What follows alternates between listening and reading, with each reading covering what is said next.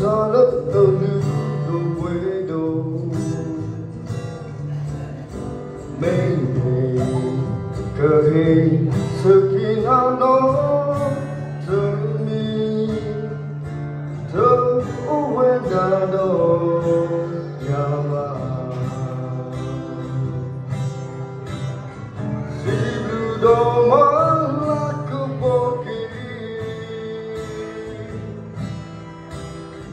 mong nước thơ mà đi thứ ba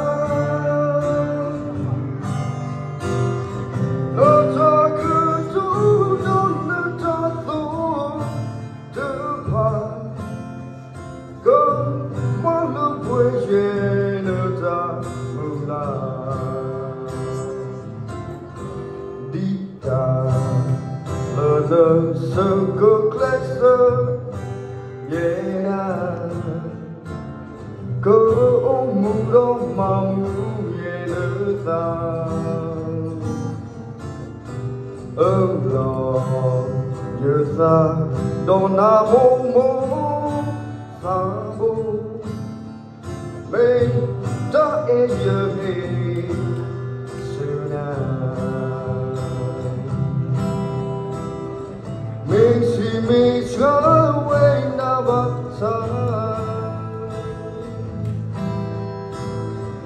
lỡ vui ra su đó ni cơ mui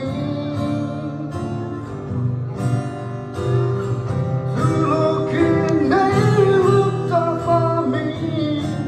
mô mô lỡ lo ở gì phố qua kia nhà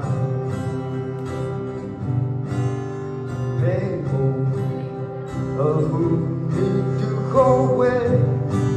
cơn thơ sự lo nên đã giúp ta sự về thâu buồn nhớ gương quê đó ta ghi ta ba khế chứ cứ phải nở si blue dome